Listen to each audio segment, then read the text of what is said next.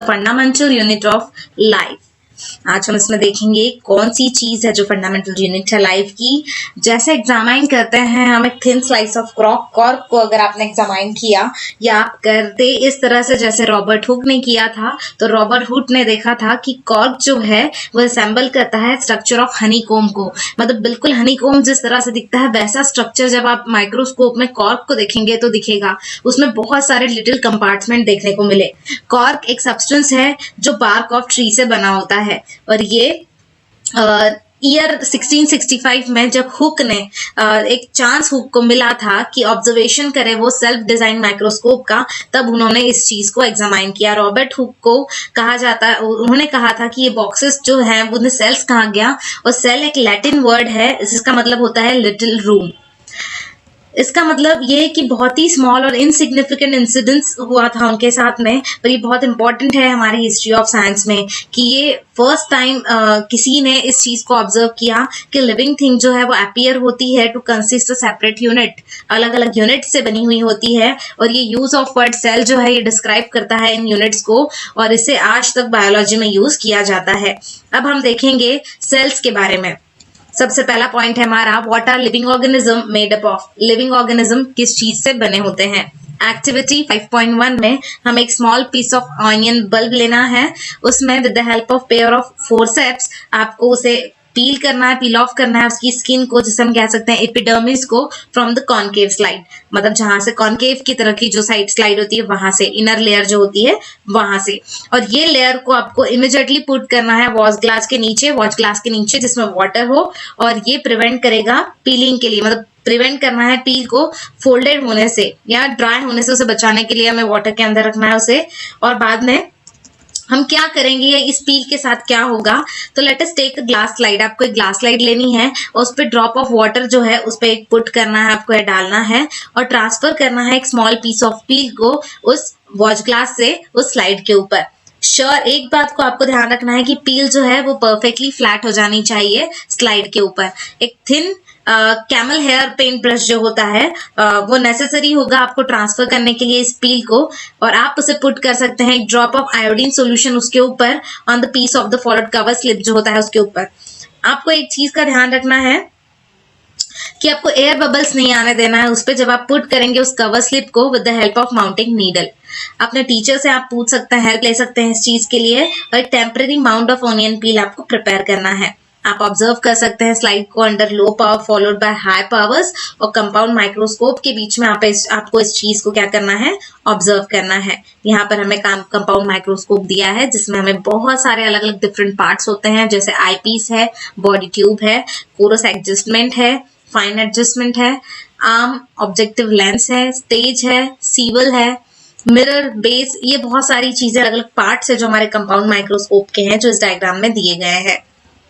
अब आप क्या ऑब्जर्व करेंगे जब आप लेंस के थ्रू देखेंगे इसमें, तो आपको डिफरेंट स्ट्रक्चर या एक स्ट्रक्चर आपको देखने को मिलेगा। आपने क्या देखा है उस तरह का स्ट्रक्चर आपको अपनी नोटबुक में बनाना है। उस माइक्रोस्कोप में आपको किस तरह का ऑब्जर्वेशन देखने को मिला है, तो आप देखेंगे कि ये जो फिगर 5.2 हमें दी है जिसमें सेल्स ऑफ ऑनियन पील दिया गया है, इस तरह का स्ट्रक्चर आपको माइक्रोस्कोप में देखने के लिए मिलेगा। आप टेम्परेरी प्रिपेयर कर सकते हैं टेम्परेरी माउंट्स को पील्स के, ऑनियन के डिफरेंट साइजेस के, और आप क्या ऑब्जर्व करेंगे तो क्या आपको सिमिलर स्ट्रक्चर देखने को मिलेंगे या डिफरेंट स्ट्रक्चर्स देखने को मिलेंगे। अब हम देखेंगे कि ये स्ट्रक्चर्स होते क्या हैं। ये स्ट्रक्चर बिल्कुल सिमिलर होते हैं एक दूसरे से, वो सब मिलते हैं साथ में, तो एक बिग स्ट्रक्चर जैसे कि ऑनियन बल्ब हम जैसे कहते हैं वो बनाते हैं। और आप इस एक्टिविटी से ऑनियन बल्ब जो है डिफरेंट साइजेस के ले सकते हैं, सिमिलर और स्मॉल स्ट्रक्चर के जो विजिबल कर सकते हैं, माइक्रोस्कोप के अंडर में देख सकते हैं। सेल्स ऑफ आयन पील जो होते हैं वो बिल्कुल सेम दिखते हैं regardless of the size of the onion. Size जो है उसके ऊपर डिपेंड नहीं होते, वो बिल्कुल आपको एक जैसे सेल्स अंदर देखने को मिलेंगे। आप किसी भी साइज का ऑनियन पील ले लें, ऑनियन बल्ब ले लें। ये स्मॉल स्ट्रक्चर्स जो हैं वो आप देख सकते हैं बेसिक बिल्डिंग यूनिट्स होते हैं ऑनियन बल्ब के, और ये स्ट्रक्चर को सेल्स कहते हैं। सिर्फ ऑनियंस के अंदर ही नहीं पर सारे ऑर्गेनिजम्स के अंदर हम ऑब्जर्व करते हैं इस टाइप के सेल्स को जो बने होते हैं। डिफरेंट टाइप्स ऑफ सेल्स से बना हुआ हमारा स्ट्रक्चर जो है वो होता है, और इसीलिए सिंगल सेल्स जो हैं वो उनके अपने इसमें रहते हैं, या single cells that live on their own. ठीक है, तो यहाँ पर हम सबसे पहले देखेंगे कि सेल्स क्या है, या सेल्स के बारे में देखेंगे। तो सेल्स जो था वो फर्स्ट डिस्कवर किया था रॉबर्ट हुक ने 1665 में। उसने ऑब्जर्व किया था कि सेल्स कॉर्क के अंदर के कॉर्क साइज जो होता है, स्लाइस जो होता है, उसकी हेल्प से उन्होंने इसकी स्टडी की थी प्रिमिटिव माइक्रोस्कोप के अंडर में। ल्यूवेनहॉक 1674 में इम्प्रूव किया उन्होंने माइक्रोस्कोप को, डिस्कवर किया फ्री लिविंग सेल्स को जो पॉन्ड वाटर में देखने को मिलते हैं पहली बार। ये रॉबर्ट ब्राउन थे जिन्होंने 1831 में डिस्कवर किया था न्यूक्लियस को सेल के अंदर जो होता है। पुरकिंच इन 1839 में कॉइन किया था टर्म प्रोटोप्लाज्म को, जो एक फ्लूइड सब्सटेंस होता है सेल के अंदर। सेल थ्योरी जिसमें सारे प्लांट्स और एनिमल्स की वो कंपोज की गई सेल्स से बनी हुई है, एंड वो जो सेल है वो बेसिक यूनिट ऑफ लाइफ होते हैं। और ये प्रेजेंट किया गया दो बायोलॉजिस्ट ने, जिसे हम कह सकते हैं स्केलेटन, जिनका नाम था 1838 में, और श्वान जो है 1839 में। सेल थ्योरी को फर्दर एक्सपांड किया गया वेलकॉम है 1855 में, और सजेस्ट किया गया कि सारे सेल अराइज होते हैं प्री एग्जिस्टिंग सेल से ही, मतलब जो ऑलरेडी सेल्स हैं उन्हीं से नए सेल्स जो हैं वो एग्जिस्ट होते हैं।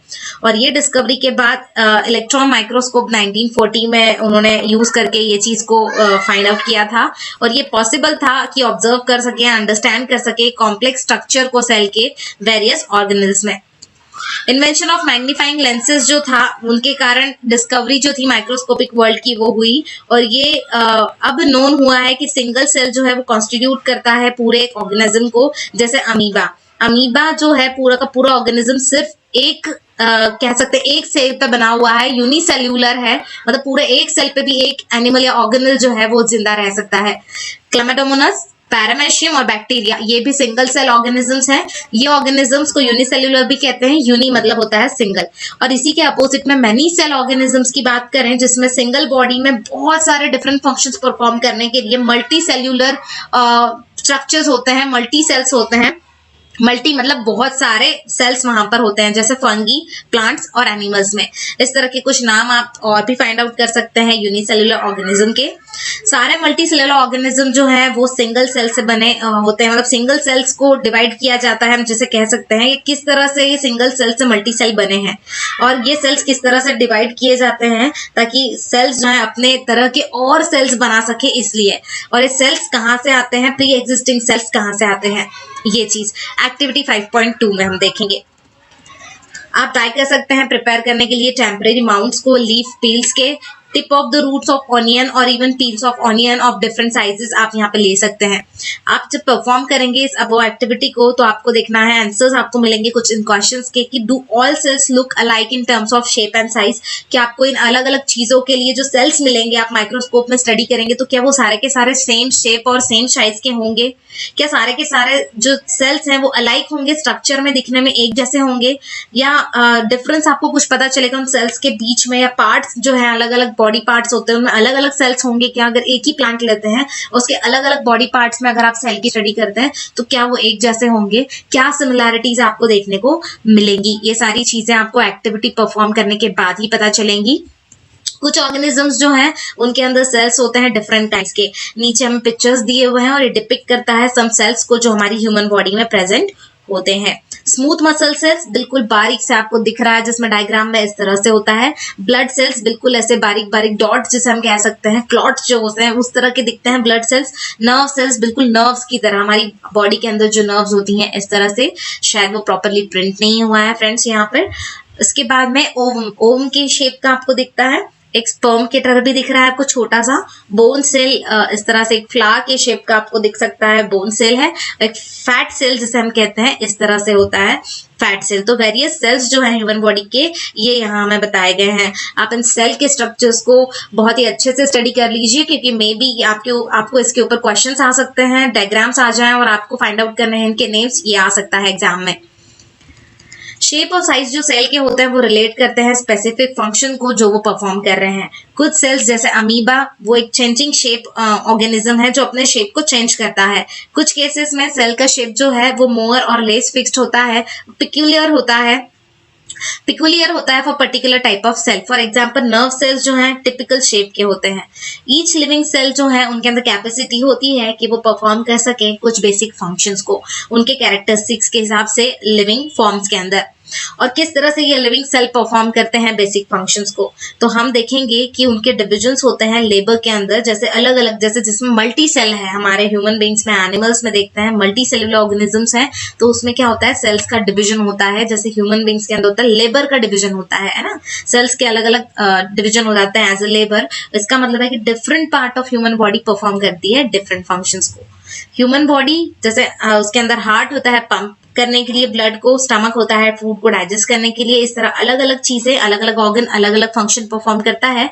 सिमिलरली डिवीजन ऑफ लेबर जो है वो भी आपको सेल के अंदर इसी तरह से होता है। सेल में मेनी केसेस में अलग अलग चीजों के लिए अलग अलग सेल को डिवाइड किया गया है। इनफैक्ट ईच सच सेल जो है उनको सर्टेन स्पेसिफिक कंपोनेंट्स दिए गए हैं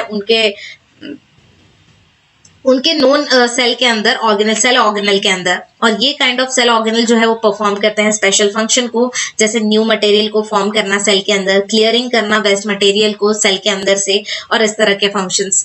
सेल एबल होता है जिंदा रहने के लिए और परफॉर्म करता है फंक्शंस को, क्योंकि ये हमारे ऑर्गेनल्स होते हैं, ये हमारे ऑर्गेनल्स को परफॉर्म करने के लिए। ये ऑर्गेनल्स टुगेदर जब होते हैं तो कॉन्स्टिट्यूट करते हैं बेसिक यूनिट, जिसे हम सेल कहते हैं। और ये एक इंटरेस्टिंग है कि सारे सेल्स जो हैं वो हमें फाउंड होते हैं कुछ ऑर्गेनल्स के अंदर, नो मैटर कि उनके फंक्शंस क्या हैं और वो ऑर्गेनिज्म किस तरह से फाउंड होते हैं। अब हम देखेंगे कि सेल मेडअप ऑफ किससे होता है, सेल कैसे बना होता है, और स्ट्रक्चरल ऑर्गेनिज्म क्या, ऑर्गेनाइजेशन क्या है सेल के। जैसे हमने ऊपर देखा कि सेल एक स्पेशल कंपोनेंट होता है, जैसे ऑर्गेनल, मतलब सेल के अंदर स्पेशल कंपोनेंट्स होते हैं जिसे ऑर्गेनल्स कहते हैं। तो सेल कैसे ऑर्गेनाइज होता है, तो अगर हम स्टडी करेंगे सेल की एक माइक्रोस्कोप के अंडर में, तो आपको पता चलेगा कि 3 फीचर्स जो हैं आपको देखने को मिलेंगे हर सेल के, जिसमें आता है प्लाज्मा मेम्ब्रेन, न्यूक्लियस और साइटोप्लाज्म। और ऑल एक्टिविटीज जो होती हैं सेल के इनसाइड में, वो इंटरएक्शंस जो होती हैं सेल की एनवायरनमेंट के साथ में, वो पॉसिबल है ये 3 फीचर्स के कारण। अब हम देखते हैं ये तीनों फीचर्स किस तरह से होते हैं। पहला है हमारा प्लाज्मा मेम्ब्रेन, जिसे हम सेल मेम्ब्रेन भी कह सकते हैं।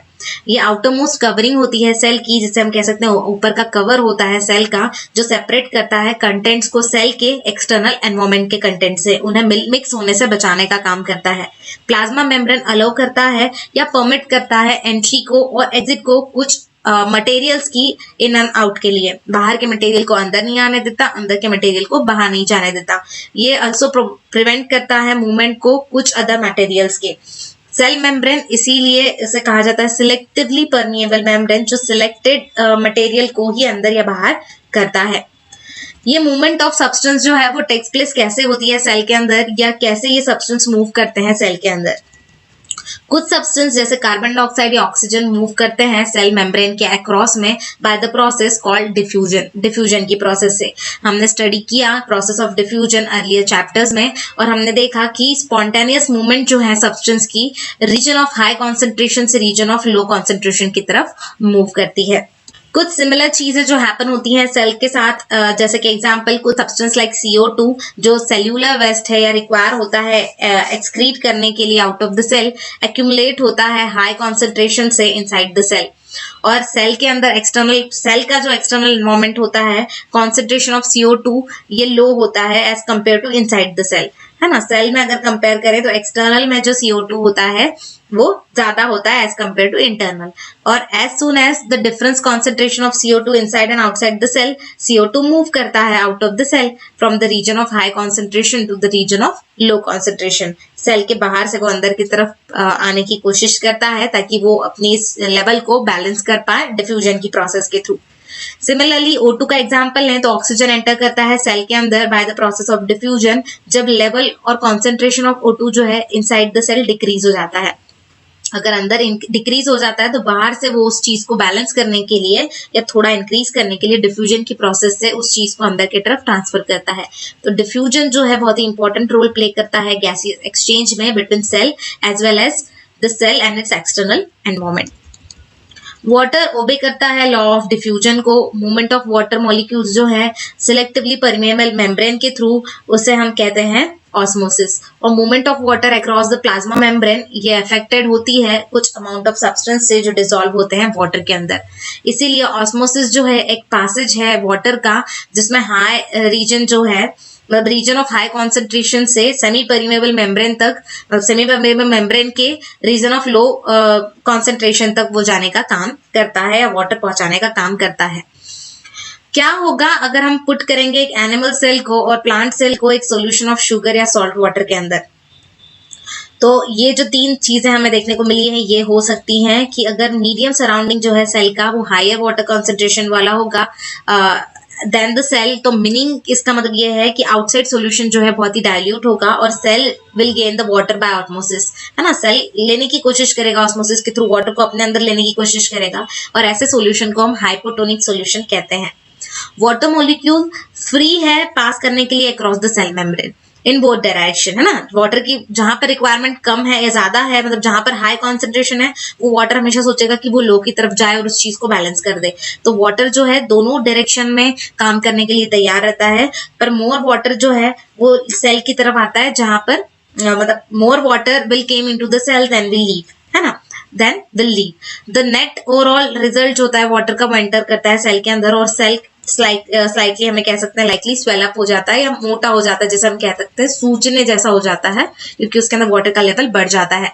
अगर मीडियम जो है एग्जैक्टली सेम होगा वाटर कॉन्सेंट्रेशन का एज अ सेल, तो there will be no net movement, है ना। अगर बाहर और अंदर दोनों तरफ सेम वाटर है तो वाटर क्यों मूव करेगा कहीं भी? वाटर की लेवल जो है बैलेंस्ड है दोनों तरफ, तो वाटर कहीं भी मूव नहीं करेगा, तो वहां पर नेट मूवमेंट कैसा हो जाएगा? जीरो हो जाएगा। और ऐसे सोल्यूशन को हम आइसोटोनिक सोल्यूशन कहते हैं। बाहर और अंदर दोनों सेम वाटर है। Water crosses the cell membrane in both direction but the amount is going the same but amount going out, है ना। पर अगर वाटर जो है क्रॉस करता है सेल मेम्ब्रेन को बोथ डायरेक्शन में, तो amount going is the same, amount जितनी भी होगी वो सेम होगी। So no overall movement of water वहां पर होगा, तो वाटर कैसा दिखेगा आपको? वैसा का वैसे ही रहेगा और आपको सेल का साइज में भी कोई चेंज नहीं दिखेगा। अगर मीडियम लोअर कॉन्सेंट्रेशन वाला है वाटर का एज कम्पेयर टू सेल, मतलब बाहर का वाटर कम है, सेल के अंदर वाटर ज्यादा है, तो सेल क्या करेगा? सेल के अंदर का वाटर को बाहर की तरफ मूव करेगा, क्योंकि उसे बैलेंस करना है। और जब वो उसे मूव करेगा, इसे कहते हैं हाइपरटोनिक सोल्यूशन। मतलब सेल हाइपर हो गया ना, तो उसे वो कम करना है अपना, तो हाइपरटोनिक सोल्यूशन होगा वो वाला। और यहाँ वाटर क्या होगा? सेल को क्रॉस करेगा, सेल की मेम्ब्रेन को क्रॉस करके बाहर की तरफ आएगा, इसलिए आप क्या होगा? सेल की साइज में श्रिंकनेस दिखेगी या थोड़ा सा दबा हुआ सेल आपको देखने को मिलेगा। तो इस तरह से ऑस्मोसिस एक स्पेशल केस है डिफ्यूजन का, जिसमें हम सिलेक्टिवली परमेबल मेम्ब्रेन का यूज करते हैं। अब हम देखेंगे फॉलोइंग एक्टिविटी को। ऑस्मोसिस एग के साथ अगर देखें तो remove the shell of an egg by dissolving it in dilute hydrochloric acid. और शेल जो है मोस्टली कैल्शियम कार्बोनेट का होता है। एक थिन आउटर स्किन जो है एनक्लोज की जाती है, एनक्लोज होती है ऐसे एग के ऊपर। अब आप उस एग को प्योर वाटर के अंदर डालना है, ऑब्जर्व करना है 5 मिनट तक। आप क्या ऑब्जर्व करेंगे? तो एग स्वेल हो जाएगा, क्योंकि वाटर क्या हो रहा है उसके अंदर ऑस्मोसिस की प्रोसेस से भरने लगा है, उसके अंदर जाने लगा है। इसी तरह प्लेस कीजिए डी शेल एग को कॉन्सेंट्रेटेड सॉल्ट सॉल्यूशन के अंदर और उसे ऑब्जर्व कीजिए 5 मिनट तक। अब आपको देखने को मिलेगा कि एग क्या हो रहा है? श्रिंक हो रहा है। क्यों? क्योंकि यहाँ पर वाटर क्या हो रहा है? एग से बाहर की तरफ पास हो रहा है, तो बाहर की तरफ जाएगा तो एग श्रिंक होते हुए दिखेगा। We can also try similar activity with dry raisins या apricots. Raisins मतलब आप किशमिश जिसे हम कहते हैं, वो या apricots के साथ भी आप इसे ट्राई कर सकते हैं। एक्टिविटी एक और हमें दी है जिसमें हमें ड्राइड रेजिन्स या एप्रिकॉट्स लेना है एक प्लेन वाटर के अंदर, उसे लीव करना है कुछ समय के लिए, फिर प्लेस करना है उन्हें कॉन्सेंट्रेटेड सोल्यूशन ऑफ शुगर या सॉल्ट के अंदर। अब आप क्या ऑब्जर्व करेंगे? तो each grain of water swell होगा जब वो प्योर वाटर के अंदर आप प्लेस करेंगे। और अगर आप उसे प्लेस करेंगे कॉन्सेंट्रेशन में, कॉन्सेंट्रेटेड सॉल्यूशन में, तो ये लूज करेगा वाटर को और श्रिंक होते हुए दिखेगा। यूनिसेल्युलर फ्रेश वाटर ऑर्गेनिज्म जो होते हैं या मोस्ट प्लांट सेल्स जो होते हैं, वो गेन करते हैं वाटर को ऑस्मोसिस के थ्रू। Absorption of water by plants roots, ये एग्जांपल है ऑस्मोसिस का। और इसीलिए डिफ्यूजन एक इम्पॉर्टेंट है एक्सचेंज ऑफ गैसेस के लिए और वाटर के लिए in life of a cell. इसके एडिशन में अगर हम देखें तो सेल ऑब्टेन करता है न्यूट्रिशन को from the environment. Different molecules move करते हैं in and out of the cell through the type of transport जो रिक्वायरिंग होता है यूज, मतलब transport requiring use of energy in the form of ATP. ATP के form में वो transport requiring use of energy लेता है और उसको फॉर्म करता है, या डिफरेंट मॉलिक्यूल्स जो है मूव करने का काम करता है। प्लाज्मा मेम्ब्रेन एक फ्लेक्सिबल होता है और मेड अप होता है ऑर्गेनिक मॉलिक्यूल से, जिसे लिपिड्स या प्रोटीन्स भी कहते हैं। और इसीलिए हम ऑब्जर्व कर सकते हैं स्ट्रक्चर ऑफ प्लाज्मा मेम्ब्रेन को only through electron microscope. Flexibility of the cell membrane जो है वो इनेबल करती है सेल को एनगल्फ करने के लिए फूड को और अदर मटेरियल को एक्सटर्नल एनवायरनमेंट से। एनगल्फ करना मतलब खाना जैसे कह सकते हैं, बॉडी के अंदर लेना। ऐसी प्रोसेस जो है इन्हें हम एंडोसाइटोसिस कहते हैं और अमीबा एक्वायर करता है उसके फूड को इस प्रोसेस के थ्रू, एंडोसाइटोसिस के थ्रू। एक और एक्टिविटी है जिसमें हमें इलेक्ट्रॉन माइक्रोस्कोप से इलेक्ट्रॉन माइक्रोस्कोप जो रिसोर्सेस है स्कूल लाइब्रेरी में आपको देखने को मिलेगा, इंटरनेट पे आपको अपने टीचर्स के साथ डिस्कस करना है कि इससे क्या फायदे हो सकते हैं, ये माइक्रोस्कोप से क्या हमें देखने को मिल सकता है। अब हम देखेंगे cell wall. Plant cells in addition देखें तो plasma membrane another rigid outer covering होता है जिसे हम सेल वॉल कहते हैं। सेल वॉल लाई होता है outside the plasma membrane, plasma membrane के भी बाहर का कवरिंग होता है ये। प्लांट सेल वॉल जो है मेनली कंपोज होता है सेल्यूलोज से। सेल्यूलोज एक कॉम्प्लेक्स सब्सटेंस है और प्रोवाइड करता है स्ट्रक्चरल स्ट्रेंथ प्लांट को। जब लिविंग प्लांट सेल लूज करता है वाटर को ऑस्मोसिस के थ्रू तो उसका श्रिंकेज हो जाता है और कंट्रैक्शन हो जाता है कंटेंट्स का उसके सेल के away from the cell wall, और ये फिनोमेनॉन को हम कहते हैं प्लास्मोलाइसिस। और हम ऑब्जर्व कर सकते हैं फिनोमेनॉन को फॉलोइंग एक्टिविटी को परफॉर्म करके। इसमें हमें एक पील ऑफ रियो लीफ लेना है, वाटर के अंदर रखना है ऑन ए स्लाइड और एग्जामाइन करना है हाई पावर माइक्रोस्कोप के अंडर में। अब स्मॉल ग्रीन ग्रैनुल्स आपको देखने को मिलेंगे जिन्हें क्लोरोप्लास्ट कहा जाता है। ये कंटेन करते हैं ग्रीन सब्सटेंस को जिसे क्लोरोफिल कहते हैं। एक स्ट्रॉन्ग सोल्यूशन ऑफ शुगर या सॉल्ट आपको माउंट करना है उस लीफ के ऊपर, स्लाइड के ऊपर जो रखी हुई है वहां पर, और कुछ मिनट के लिए वेट करना है। अब आप इस चीज को ऑब्जर्व कीजिए माइक्रोस्कोप के अंडर में, आपको क्या देखने को मिलेगा। अब उसके बाद में आप प्लेस कीजिए रियो लीव्स को बॉइलिंग वाटर के अंदर कुछ मिनट्स के लिए, ये किल कर देगा सारे के सारे सेल्स को। अब फिर आप उसे माउंट कीजिए उस लीफ को स्लाइड के ऊपर, ऑब्जर्व कीजिए उसे माइक्रोस्कोप के अंडर में। अब उसे फिर से उठाकर आपको स्ट्रॉन्ग सोल्यूशन ऑफ शुगर या सॉल्ट के अंदर माउंट करना है उस लीफ को, कुछ मिनट के लिए वेट करना है और ऑब्जर्व करना है फिर से। अब आपको क्या देखने को मिलेगा, क्या प्लाज्मोलाइसिस ऑकर होगा वहां पर। तो इस एक्टिविटी से हमें क्या इन्फर हो रहा है, क्या पता चल रहा है, तो ये अपीयर होता है कि ओनली लिविंग सेल्स जो हैं and not dead cells are able to absorb water by osmosis. Osmosis से वाटर सिर्फ वही एब्जॉर्ब कर सकते हैं जो लिविंग सेल्स हैं, नॉन लिविंग सेल्स नहीं कर सकते। सेल वॉल परमिट करता है सेल्स ऑफ प्लांट्स को फंगी और बैक्टीरिया को to withstand very dilute hypotonic external media में विदाउट बर्स्टिंग, है ना। और ऐसे सच मीडिया में सेल्स टेंड करता है to take up water by osmosis. Cells swells होता है और बिल्डिंग अप होता है pressure against the cell wall, और वॉल एक्सर्ट करती है equal pressure against the swollen cell. Because of their walls such cell can withstand which much greater changes. और इसी के कारण क्या होता है कि वॉल्स का भी प्रेशर हो रहा है, वॉल्स का प्रेशर अंदर सेल पे हो रहा है, सेल का प्रेशर वॉल पे हो रहा है, इसके कारण ग्रेटर चेंज आपको देखने को मिलता है और उसी के कारण सराउंडिंग मीडियम में आपको चेंजेस देखने को मिलते हैं दैन इन एनिमल सेल, जो एनिमल सेल में नहीं होते या ज्यादा होते हैं। एनिमल सेल में आपको कम देखने को मिलेगा। न्यूक्लियस की बात करें तो remember the temporary amount of onion peel जो हमने प्रिपेयर किया था। अब आपको आयोडीन सॉल्यूशन के अंदर उस पील को रखना है या आयोडीन सॉल्यूशन को उस पील के ऊपर डालना है। क्यों? तो क्या आप देखेंगे यहाँ पे कि क्या if we tried observing the peel without putting the iodine solution, पहले आपको ऐसे उसको करना है, क्या बोलते हैं, ऑब्जर्व करना है, और उसके बाद जैसे आपने आयोडीन सॉल्यूशन डाला है उसके बाद उसे ऑब्जर्व करना है। अब आप इसे ट्राई कर सकते हैं और आप देखिए किस तरह का डिफरेंस आपको देखने को मिलता है। जब आप पुट करेंगे आयोडीन सॉल्यूशन उस पील के ऊपर तो क्या वो इवनली कलर्ड आपको देखने को मिलेंगे, सारे के सारे जो सेल्स हैं वो एक जैसे दिखने को मिलेंगे। तो इस तरह से केमिकल कंपोजिशन की बात करें तो different region of the cell जो है वो कलर दिखेगा डिफरेंशियली, मतलब कहीं पे ज्यादा डार्क, कहीं पे कम डार्क, कहीं पे लाइट, इस तरह से आपको कलर देखने को मिलेंगे। कुछ रीजन आपको अपीयर होगा डार्कर, कुछ रीजन बहुत ही लाइटर होगा। और अपार्ट फ्रॉम आयोडीन सोल्यूशन आप सैफरानिन सोल्यूशन को भी यूज कर सकते हैं, मिथिलीन ब्लू सोल्यूशन जो होता है to stain the cells, cell को स्टेन देने के लिए या धब्बे जैसे हम कहते हैं दागों के ये होने के लिए आप यूज कर सकते हैं। उसके बाद आप ऑब्जर्व कर सकते हैं सेल को ऑनियन के through. Let us now observe the cells from its own body. तो एक और यहाँ पर हमें दिया हुआ है कि हमें किस तरह से हम चिक सेल्स जो हैं उसका यूज करके भी इस चीज को ऑब्जर्व कर सकते हैं। आपको एक ग्लास स्लाइड लेनी है जिसपे ड्रॉप ऑफ वाटर आपको उस पे रखना है और आइसक्रीम स्पून से जेंटली स्क्रैप करना है आपके सरफेस को, चिक के सरफेस को अंदर की तरफ से। क्या एनी मटेरियल आपको देखने को मिलेगा स्टक होगा उस स्पून पे, और ये जो नीडल के थ्रू आपको इसको क्या करना है, ट्रांसफर करना है, इस मटेरियल को इवनली स्प्रेड करना है आपको उस ग्लास स्लाइड के ऊपर। और अब आपको देखने को, to colour the material we can put a drop of methylene. अब आपने जो चिक सेल निकाला है वो शायद कलर ना हो उसको, तो वो इजीली आप देख नहीं पाएंगे, तो उसे कलर करने के लिए आप मिथिलिन ब्लू सोल्यूशन उसके ऊपर एक ड्रॉप डाल दीजिए। अब आपको मटेरियल जो है इजीली ऑब्जर्व करने के लिए रेडी होगा। अब आप उसे माइक्रोस्कोप के अंडर में ऑब्जर्व कर सकते हैं, पर हाँ एक बात याद रखें कि उसके ऊपर कवर स्लिप लगाना ना भूलें। अब आप क्या ऑब्जर्व करेंगे, क्या सेल्स होंगे, सेल्स के शेप्स कैसे होंगे, आप इसे अपने ऑब्जर्वेशन शीट पे लिख सकते हैं। क्या आपको कोई डार्कली कलर्ड या स्पेरिकल या ओवल शेप या डॉट लाइक स्ट्रक्चर्स देखने को मिलेंगे सेंटर ऑफ ईच सेल में, और ये स्ट्रक्चर्स जो है उन्हें न्यूक्लियस कहा जाता है। और ये सिमिलर स्ट्रक्चर्स होते हैं जैसे ऑनियन सेल के होते हैं, ये आपको इस एक्टिविटी को परफॉर्म करने के बाद पता चलेगा।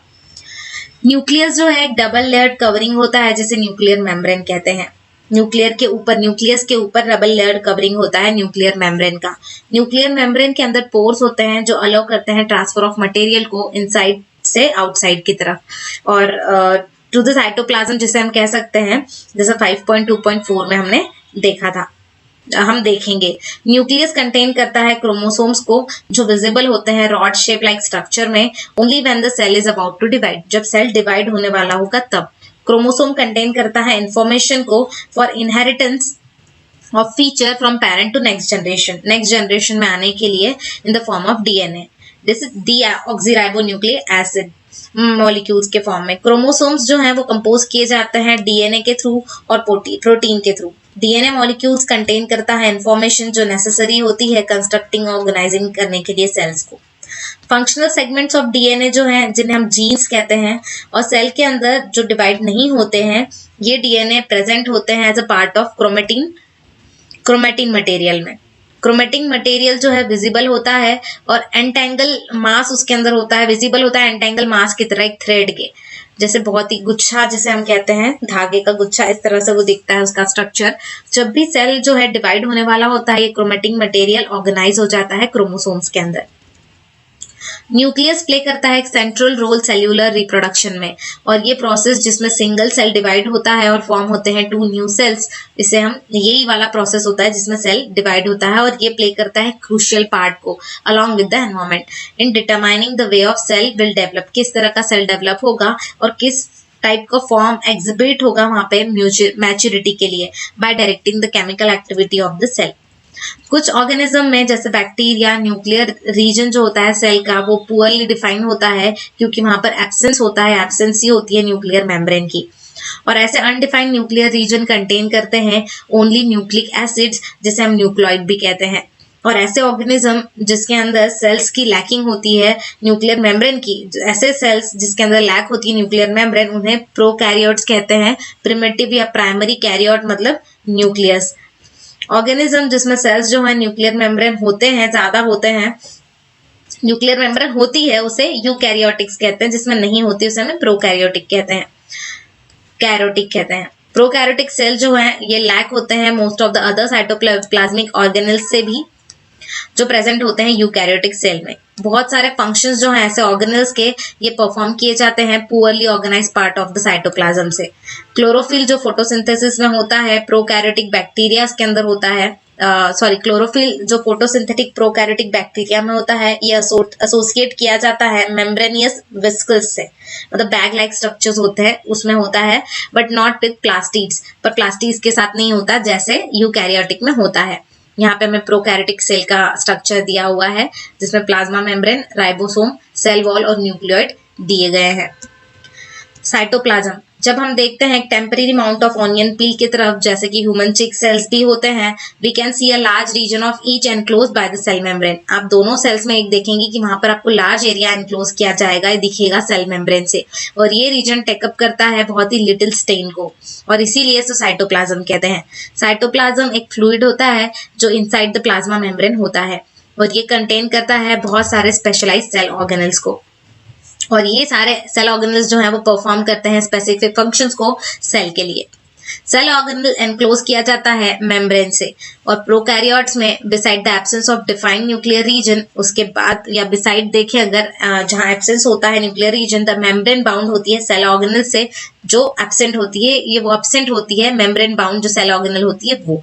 उसके अपोजिट में अगर देखें तो यूकैरियोटिक सेल्स में न्यूक्लियर मेम्ब्रेन होती है और as well as membrane enclose organelles भी होते हैं। सिग्निफिकेंस ऑफ मेम्ब्रेन्स की बात करें तो ये इलस्ट्रेट किया जाता है एग्जाम्पल ऑफ वायरसेस से। वायरसेस लैक करते हैं कोई भी मेम्ब्रेन्स को और इसीलिए शो नहीं करते वो कैरेक्टरिस्टिक्स लाइफ की until they enter the living body. मतलब वायरसेस जब तक हमारी लिविंग बॉडी में ना आए वो मूवमेंट या लिविंग जो भी चीजें हैं वो शो नहीं करते, लाइक कैरेक्टरिस्टिक्स शो नहीं करते। जब उनको कोई बॉडी मिल जाती है वायरसेस को तब वो उनकी कैरेक्टरिस्टिक्स ऑफ लाइफ को शो करते हैं और यूज करते हैं उनके सेल मशीनरी को और ज्यादा मल्टीप्लाई करने के लिए। यहाँ में डिफरेंस दिया हुआ है प्रोकैरियोटिक और यूकैरियोटिक सेल का, जिसमें साइज दी है जनरली स्मॉल होती है, यहाँ जनरली लार्ज होती है। न्यूक्लियर रीजन, यहाँ पर न्यूक्लियर रीजन वेल डिफाइंड होता है, वहां पर नहीं होता। क्रोमोसोम सिंगल होते हैं, यहाँ मोर देन 1 क्रोमोसोम होते हैं। मेम्ब्रेन बाउंड करता है सेल ऑर्गेनल से एब्सेंट होता है और यहाँ पर membrane bound cell organelle present होते हैं। सेल ऑर्गेनल की बात करें तो every cell has a membrane, सारे सेल्स के बाद मेम्ब्रेन होता है ताकि वो अपने आप को या ओन कंटेंट्स को सेपरेट रख सकें एक्सटर्नल एनवायरनमेंट से। लार्ज और कॉम्प्लेक्स सेल्स जो होते हैं including cells from multicellular organism, इनको लॉट ऑफ केमिकल एक्टिविटीज की जरूरत पड़ती है ताकि वो कॉम्प्लिकेटेड स्ट्रक्चर और फंक्शंस को इजीली सपोर्ट कर सके। और इस तरह की एक्टिविटीज को शुरू रखने के लिए, जारी रखने के लिए डिफरेंट काइंड ऑफ सेपरेट जो है एक दूसरे से उन्हें रखना जरूरी होता है। और ये सेल्स जो होते हैं ये यूज किए जाते हैं मेम्ब्रेन बाउंड लिटिल स्ट्रक्चर या ऑर्गेनल्स जिसे हम कहते हैं उनके अंदर वो ऑर्गेनल्स को रखते हैं। और ये वन ऑफ द फीचर है यूकैरियोटिक सेल का कि वो डिस्टिंग्विश होते हैं प्रोकैरियोटिक सेल से। कुछ इनमें से ऑर्गेनल्स जो है वो विजिबल होते हैं तभी जब इलेक्ट्रॉनिक माइक्रोस्कोप में हम उसे देखते हैं, इलेक्ट्रॉन माइक्रोस्कोप में दिखते हैं। जैसे हमने देखा न्यूक्लियस के बारे में प्रीवियस सेक्शन में, कुछ इंपॉर्टेंट एग्जांपल सेल ऑर्गेनल्स के हैं जो डिस्कस करेंगे हम अब कि endoplasmic reticulum, Golgi apparatus, lysosome, mitochondria, plastids और वैक्यूल्स, ये सारी चीजें क्या हैं तो कुछ ऑर्गेनल्स हैं ये। और ये इंपॉर्टेंट है बिकॉज ये कैरी आउट करते हैं बहुत सारे क्रूशियल फंक्शंस को सेल के अंदर के। पहला हम देखेंगे endoplasmic reticulum ER. Endoplasmic reticulum एक लार्ज नेटवर्क होता है मेम्ब्रेन बाउंड ट्यूब्स का और शीट्स का, और ये बिल्कुल लॉन्ग ट्यूबल्स की तरह दिखता है, ये राउंड या ऑब्लॉन्ग बैग्स की तरह दिखता है जिसे हम विस्कल्स कहते हैं। ईआर मेम्ब्रेन सिमिलर होता है स्ट्रक्चर में प्लाज्मा मेम्ब्रेन की तरह, और 2 टाइप्स के ईआर होते हैं, रफ एंडोप्लाज्मिक रेटिकुलम जिसे आरईआर कहते हैं और स्मूथ एंडोप्लाज्मिक रेटिकुलम जिसे एसईआर कहते हैं। आरईआर बिल्कुल दिखता है rough under the microscope because इसके अंदर की जो पार्टिकल्स हैं वो राइबोसोम्स होते हैं, वो अटैच किए जाते हैं उसकी सरफेस से। राइबोसोम्स जो प्रेजेंट होते हैं ऑल एक्टिव सेल्स के अंदर, वो साइट्स होती है प्रोटीन मैन्युफैक्चर की, और मैन्युफैक्चरिंग प्रोटीन जो होता है वो सेंड किया जाता है बाद में वेरियस प्लेसेस में सेल के अंदर, जो डिपेंड करता है नीड के हिसाब से कहाँ पर कितनी जरूरत है ईआर का यूज करके। एसईआर जो है हेल्प करता है मैन्युफैक्चर ऑफ फैट मॉलिक्यूल्स के लिए और लिपिड्स के लिए। इंपॉर्टेंस ऑफ सेल फंक्शंस में भी ये काम आता है। कुछ प्रोटीन्स जो है इसमें के जो प्रोटीन्स और लिपिड्स है वो हेल्प करते हैं building of the cell membrane के लिए, और ये प्रोसेस को हम मेम्ब्रेन बायोजेनेसिस भी कहते हैं। कुछ अदर प्रोटीन्स और लिपिड्स हैं जो फंक्शन करते हैं एज एंजाइम्स और हार्मोन्स। ऑल्दो ईआर वेरी करता है greatly appearance of different cell के अंदर, आपको अलग अलग सेल्स में अलग अलग ईआर दिखेगा, और ऑलवेज वो फॉर्म करता है एक नेटवर्क सिस्टम को। यहाँ पे हमें एनिमल सेल का स्ट्रक्चर दिया है जिसमें Golgi apparatus, smooth endoplasmic reticulum, plasma membrane, centriole, lysosome, ribosome, mitochondria, nuclear envelope, बहुत सारी चीजें दी हैं। इस डायग्राम को आपको मुझे लगता है थोड़ा और अच्छे से देखना पड़ेगा, आप इसे और अच्छे से ऑब्जर्व कीजिए किस तरह से कौन सी चीज को क्या नाम दिया गया है। पॉसिबिलिटी है इस डायग्राम की आने की कि एग्जाम में आ सकती है चीज, या तो आपको डायग्राम बनाई दी रहेगी और आपको नाम उनके जो है वो उसमें फिलअप करने होंगे इस तरह से। जो वन फंक्शन होता है ईआर का, ये सर्व करता है as a channel to transport the material. ER हमारे मटेरियल को ट्रांसपोर्ट करने का भी काम करता है, स्पेशली प्रोटीन्स को, किसके बीच में तो वेरियस रीजन ऑफ साइटोप्लाज्म या बिटवीन द साइटोप्लाज्म और न्यूक्लियस के बीच में। ईआर फंक्शन करता है एक साइटोप्लाज्मिक फ्रेमवर्क के लिए जो प्रोवाइड करता है सरफेस को कुछ बायोकेमिकल एक्टिविटीज के लिए सेल के अंदर। Liver cells of group of animal called vertebrates, vertebrates बोलते हैं जो लिवर सेल्स होते हैं उन्हें। सीआर प्ले करता है crucial role in detoxifying many poisons और ड्रग्स, डिटॉक्सिफाई करने के लिए काम आता है एसईआर। यहाँ पर हमें प्लांट सेल का स्ट्रक्चर भी दिया है जिसमें रफ एंडोप्लाज्मिक रेटिकुलम है, लाइसोसोम है, स्मूथ एंडोप्लाज्मिक रेटिकुलम भी है, cytoplasm, chloroplast, cell wall, adjacent cell wall, सारी चीजें दी गई हैं। Golgi apparatus Golgi apparatus first describe किया गया था कैमिलो गोल्गी ने। Consist system of membrane bound vesicles जिसमें थे, जो अरेंज किए गए थे approximately parallel to each other in stacks called cisterns. और ये मेम्ब्रेन जो होते हैं ऑफन कनेक्शंस होते हैं मेम्ब्रेन्स के साथ में ईआर के, और इसीलिए कॉन्स्टिट्यूट करते हैं अनदर पोर्शन को कॉम्प्लेक्स सेल्यूलर मेम्ब्रेन सिस्टम के। मटेरियल सिंथेसाइज जो होता है नियर द ईआर, वो पैकेज किया जाता है और फिर डिस्पैच किया जाता है वेरियस टारगेट पे inside and outside the cell. किसके थ्रू? गोल्गी एपरेटस के थ्रू। और इसका फंक्शन है कि ये इंक्लूड करता है स्टोरेज, मॉडिफिकेशन और पैकेजिंग को उस प्रोडक्ट के वेसिकल्स के अंदर। कुछ केसेस में कॉम्प्लेक्स शुगर जो है वो बनाई जाती है सिंपल शुगर्स में, मतलब फ्रॉम सिंपल शुगर से बनाई जाती है गोल्गी एपरेटस में। गोल्गी एपरेटस इन्वॉल्व करता है फॉर्मेशन ऑफ लाइजोसोम्स को भी। पहले हम देखेंगे कैमिलो गोल्गी के बारे में, जो बॉर्न हुए थे कार्टेनो में नियर ब्रास्किया 1843 में, और इन्होंने स्टडीड किया था मेडिसिन को यूनिवर्सिटी ऑफ पाविया में। और ग्रेजुएट होने के बाद 1865 में उन्होंने कंटिन्यू किया अपना वर्क पाविया में at a hospital of Saint Matteo. और उस टाइम पे मोस्ट ऑफ इन्वेस्टिगेशंस जो थे वो कंसर्न किए जाते थे नर्वस सिस्टम से।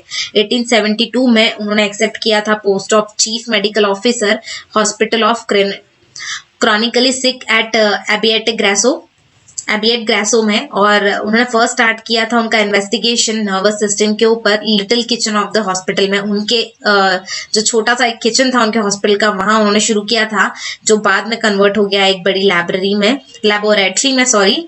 और उसके बाद ये जो वर्क था वो ग्रेटेस्ट इंपॉर्टेंस तक आ गया, जहां पर उन्हें गोल्गी जो थे उन्होंने कैरिड आउट किया था रिवोल्यूशनरी मेथड्स को स्टेनिंग के इंडिविजुअल नर्व सेल और स्ट्रक्चर्स पे। ये मेथड को रेफर किया गया था ब्लैक रिएक्शन, और ये मेथड यूज की गई weak solution of silver nitrate, और पर्टिकुलरली वैल्यूएबल थी इन ट्रेसिंग द प्रोसेस, और most delicate ramifications of the cell भी यहाँ पर किया गया। पूरी लाइफ में उन्होंने कंटिन्यू किया इस वर्क को, इस लाइंस को मॉडिफाइंग किया और इम्प्रूविंग किया उनकी टेक्निक्स को। गोल्गी ने रिसीव किया था हाईएस्ट ऑनर और अवार्ड को रिकॉग्निशन ऑफ इस वर्क के लिए, और ये इन्होंने शेयर किया था नोबेल प्राइज 1906 में सैंटियागो रमोनी कैजल उनके वर्क के लिए for the structure of nervous system. उन्होंने नर्वस सिस्टम का स्ट्रक्चर फाइंड किया था इसलिए। अब हम देखेंगे लाइजोसोम्स की बात। तो लाइजोसोम्स जो है kind of waste disposal system होता है सेल का। लाइजोसोम हेल्प करता है सेल को क्लीन रखने में by digesting any foreign material. सारे फॉरेन मटेरियल को खा जाने का काम करता है, डाइजेस्ट करने का काम करता है, या तो वॉर्न आउट कर देता है सेल ऑर्गेनल को। फॉरेन मटेरियल एंटर करते हैं सेल के अंदर, जैसे बैक्टीरिया और food as well as old organelles जो हैं वो एंड अप कर देता है लाइजोसोम, ब्रेक कर देता है उन्हें स्मॉल पीसेस के अंदर। लाइजोसोम एबल होता है ये करने के लिए बिकॉज उसके अंदर पावरफुल डाइजेस्टिव एंजाइम्स हैं जो कैपेबल होते हैं ब्रेकिंग डाउन करने के लिए ये ऑर्गेनिक मटेरियल्स को। और ड्यूरिंग दिस डिस्टर्बेंस जो होता है सेल्यूलर मेटाबॉलिज्म में, एग्जांपल जब सेल जो है वो डैमेज हो जाता है तो लाइजोसोम जो है वो बर्स्ट हो जाता है और एंजाइम्स जो है उसके डाइजेस्ट हो जाते हैं उसके खुद के सेल्स के थ्रू, और इसीलिए लाइजोसोम जो है उसे हम सुसाइड बैग्स भी कहते हैं सेल का। स्ट्रक्चरली लाइजोसोम्स जो है एक मेम्ब्रेन बाउंड सैक्स होता है जो फिल्ड होता है डाइजेस्टिव एंजाइम से, और ये एंजाइम्स बने होते हैं आरईआर से, रफ एंडोप्लाज्मिक रेटिकुलम से। माइटोकॉन्ड्रिया, तो माइटोकॉन्ड्रिया को हम पावर हाउस भी कहते हैं सेल का। एनर्जी जो रिक्वायर्ड होती है बहुत सारे केमिकल एक्टिविटीज के लिए, हमारी लाइफ को चलने के लिए, नीडेड फॉर लाइफ, वो रिलीज की जाती है माइटोकॉन्ड्रिया से in the form of ATP, adenosine triphosphate molecules के थ्रू। एटीपी एक नोन किया जाता है energy currency of the cell, और ये बॉडी जो होती है हमारी इस एनर्जी को यूज करती है, स्टोर करती है एटीपी के अंदर for making new chemical compounds और मैकेनिकल वर्क करने के लिए। माइटोकॉन्ड्रिया दो मेम्ब्रेन उसके अंदर होते हैं, मेम्ब्रेन कवरिंग होती है उसके इंस्टेड ऑफ जस्ट वन, एक की जगह दो होती हैं, और आउटर मेम्ब्रेन जो होता है बहुत ही पोरस होता है, while inner membrane deeply folded होता है, और ये फोल्ड क्रिएट करता है large surface area ATP generating chemical reactions के लिए। माइटोकॉन्ड्रिया एक स्ट्रेंज ऑर्गेनेल है in the sense of they have their own DNA, उनका खुद का डीएनए होता है और राइबोसोम होते हैं। माइटोकॉन्ड्रिया एबल होता है कि वो कुछ अलग या उनके ओन प्रोटीन्स भी बना सके। प्लास्टिड्स की बात करें तो प्लास्टिड प्रेजेंट होते हैं ओनली प्लांट सेल के अंदर, और दो टाइप के प्लास्टिड्स होते हैं, एक क्रोमोप्लास्ट जो कलर प्लास्टिड्स होते हैं, और ल्यूकोप्लास्ट मतलब व्हाइट या कलरलेस प्लास्टिड होते हैं। प्लास्टिड कंटेनिंग जो पिगमेंट होता है क्लोरोफिल, उसको हम कहते हैं क्लोरोप्लास्ट। क्लोरोप्लास्ट एक इम्पॉर्टेंट क्लोरोप्लास्ट जो है इंपॉर्टेंट होता है फोटोसिंथेसिस के लिए प्लांट्स में। क्लोरोप्लास्ट के अंदर वेरियस येलो या ऑरेंज पिगमेंट्स होते हैं क्लोरोफिल के एडिशन में। ल्यूकोप्लास्ट प्राइमरीली ऑर्गेनल है जिसके अंदर मटेरियल जैसे कि स्टार्च, ऑयल्स और प्रोटीन ग्रैन्यूल्स जो है वो स्टोर किए जाते हैं। इंटरनल ऑर्गेनाइजेशन ऑफ प्लास्टिड जो है वो कंसिस्ट करता है न्यूमरस मेम्ब्रेन लेयर्स को जो एम्बेडेड की जाती है इन अ मटेरियल जिसे हम स्ट्रोमा कहते हैं। प्लास्टिड सिमिलर होता है माइटोकॉन्ड्रिया के एक्सटर्नल स्ट्रक्चर में, मतलब बाहर से अगर आप देखेंगे तो प्लास्टिड्स और माइटोकॉन्ड्रिया एक तरह दिखेगा, एक जैसा दिखेगा। माइटोकॉन्ड्रिया की तरह प्लास्टिड्स के भी खुद के अपने डीएनए और राइबोसोम्स होते हैं। वैक्यूल्स की बात करें तो वैक्यूल्स जो है एक स्टोरेज सैक होता है सॉलिड और लिक्विड कंटेंट्स के लिए।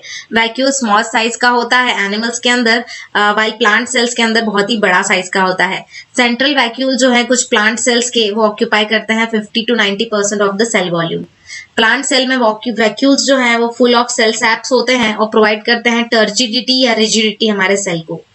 बहुत सारे सब्सटेंस जो है मेनी सब्सटेंस ऑफ इम्पोर्टेंस जो है लाइफ के वो प्लांट सेल स्टोर करता है वैक्यूल्स के अंदर, और ये इंक्लूड करता है amino acid, sugar, various organic acid और कुछ प्रोटीन्स भी। सिंगल सेल ऑर्गेनिज्म जैसे कि अमीबा फूड वैक्यूल कंटेन करता है और फूड आइटम्स जैसे कि अमीबा कंज्यूम भी करता है। कुछ यूनिसेल्युलर ऑर्गेनिजम्स जो हैं स्पेशलाइज्ड वैक्यूल्स उसके अंदर होते हैं जो प्ले करते हैं इंपॉर्टेंट रोल को एक्सपेलिंग करने के लिए एक्सेस वाटर को और कुछ वेस्ट को भी सेल से बाहर। और each cell does require its structure, और सारे सेल के पास इस तरह का स्ट्रक्चर इसलिए होता है और एबिलिटी होती है कि वो फंक्शन कर सकें because organisation of its membrane organelle in specific ways, उस तरह से बनाया गया है, उसका ऑर्गेनाइजेशन इस तरह से किया गया है। सेल इसीलिए एक बेसिक स्ट्रक्चरल ऑर्गेनिज्म है, ऑर्गेनाइजेशन है, और ये हेल्प करता है सेल्स को to perform functions like respiration, obtaining nutrition और clearing the waste material और forming new protein। और इसीलिए सेल जो है वो फंडामेंटल स्ट्रक्चरल यूनिट है लिविंग ऑर्गेनिज्म का, और इसीलिए इसे हम basic functional unit of life भी कहते हैं। इसी तरह से हमारे चैप्टर का एंड हुआ है हमारे चैप्टर के नाम से द बेसिक और the fundamental unit of life, और ये सारे टॉपिक्स हमने आज इस चैप्टर में कवर किए हैं फ्रेंड्स।